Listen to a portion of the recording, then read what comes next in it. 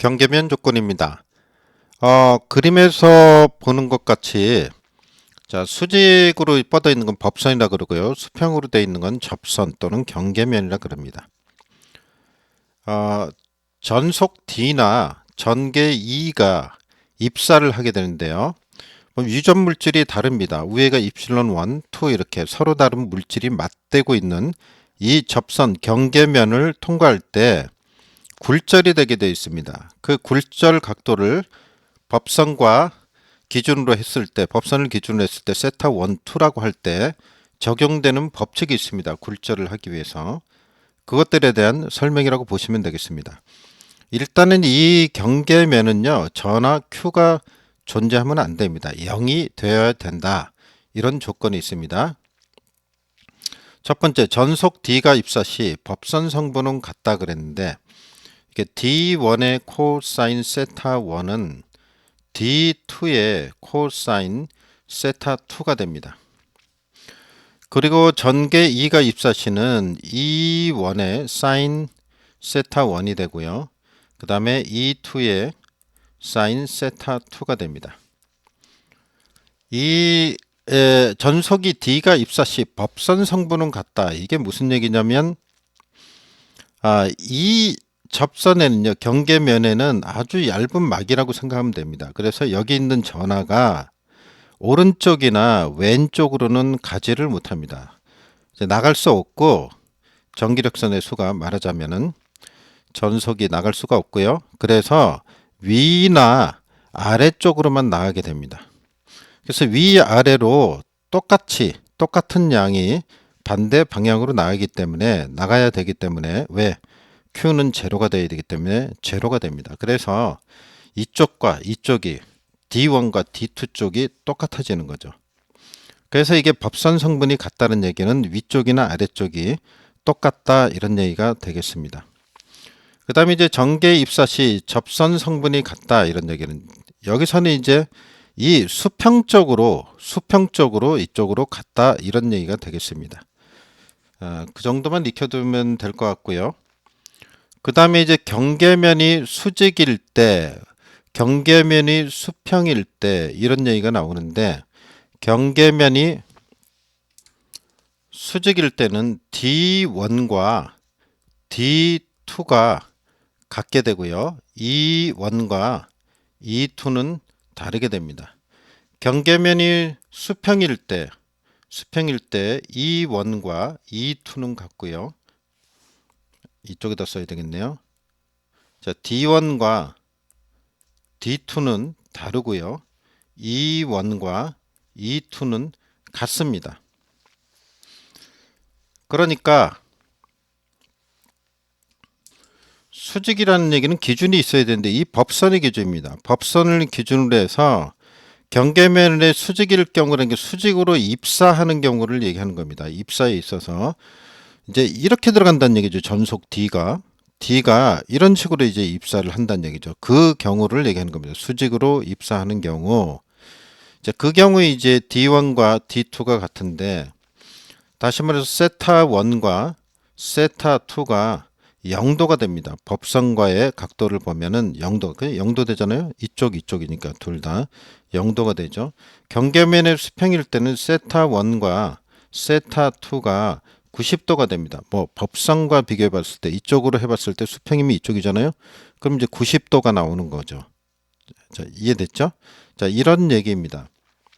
그래서 수직일 경우에는 D1과 D2가 같게 되고요. 여기 그 경우 수직으로 입사한다는 얘기는 세타 1, 2가 0도란 얘기인데 위에 여기 맨 위에다가 여기다가 D 코사인 세타 1, D2 코사인 세타 2에다 넣으면 0도면 여기다 0도 넣으면 1 나오죠. 이쪽에 0 넣으면 1 나오죠. 그래서 D1은 D2가 된다 이런 얘기예요. 똑같은 얘기고 여기다가 0도를 넣으면 자, 이 사인 세타 1에다 0도를 넣으면 이게 0도 값이 얼마 되고 0이 되죠. 이쪽에도 0이 되죠. 그러면 0이니까 같은 거 아니야? E1하고 E2? 그게 아니죠. 그게 아니고 입사할 때 어떤 에너지를 줬을 텐데 그죠? 이게 전부 다 0이 된다는 얘기는 같지 않다는 얘기죠. 그래서 E1과 E2가 되는 거고, 이제 경계면의 수평일 때는 반대입니다. 이제 세타가 이제 90도이기 때문에 여기 사인 90도, 2에서 90도는 1이 되죠. 그러니까 같은 관계가 되고, 이쪽에는 0, 0 나오니까 왼쪽처럼 또 이렇게 같지 않은 관계가 된다, 이런 얘기입니다. 그 굴절의 법칙이 있는데, 이거는 탄젠트 세타 1분의 탄젠트 세타 2는 유전체 입실론 1분의 입실론 2의 관계가 된다, 이런 얘기입니다. 그리고 이제 한 가지 더 생각을 해봐야 될 텐데, 그 작용하는 힘입니다. 힘. 다시 말해서 경계면에 작용하는 힘인데요. 경계면에 작용하는 힘. 그거는 자, 이렇게 볼 수 있습니다. 그 공식이 자, 이쪽 오른쪽에 경계면의 수평일 때, 평행일 때, 이때는 어떤 공식을 적용을 하냐면 이게 전개가 같은 거잖아요. 그래서 우리가 단위 면적당 에너지 있었죠. 그게 어떻게 되냐면 F는 2분의 1에다가 입실론 2의 제곱이라는 공식이 있었죠. 이 공식을 적용을 하게 되거든요. 그러면 이게 어떻게 되냐면은 그 힘이니까 둘의 차를 빼야 되는 거잖아요. 빼야 되는 거니까 F1에서 빼기 F2를 하는 거죠. 이게 입실론 값이 입실론 1, 2가 있는데 입실론 1, 2가 있을 때 입실론 1이 클 경우입니다. 이렇게 가정을 했을 때 이렇게 된다는 거예요. 그래서 F1 쪽 이쪽에 F와 이쪽에 F가 있겠죠. 입사된 이후 그걸 비교를 했을 때 이런 두 개를 큰 데서 작은 걸 빼야 된다, 이런 얘기죠. 말하자면 그럼 큰 데서 작은 걸 빼면 이게 어떻게 되느냐, 2분의 1이 되고 이거에 괄호 열고 입실론 1에서 입실론 2를 뺀 다음에 2의 제곱이 되겠죠. 그 힘은 뉴턴 퍼 제곱미터가 되겠죠. 자, 이런 관계를 알 수가 있고요. 근데 경계면의 수직일 경우 이쪽은 어떻게 되냐, D1과 D2가 같으니까 어떤 공식을 써야 되냐면 F는 2 입실론분의 D 제곱이라는 식을 써야 됩니다. 역시 이게 공식이 이거는 어떻게 되냐면 지금 이제 분수 형태로 입실론분의 1 형태로 생겼잖아요. 그래서 이거는 바뀝니다. 바뀌어요. 그래서 입실론 2분의 1 빼기 입실론 1분의 1로 빼이죠. 그죠? 다시 2분의 1을 빼먹었네요. 2분의 1에 입실론 2분의 2가 아닌가요? 맞죠? 2분의 1 원이 큰 거니까 마이너스 입실론 1분의 1 이렇게 한 다음에 이제 D의 제곱이 되는 거죠. D의 제곱.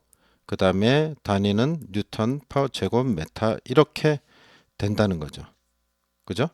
이거는 바로 여기 지금 바뀌긴 했는데 F2에서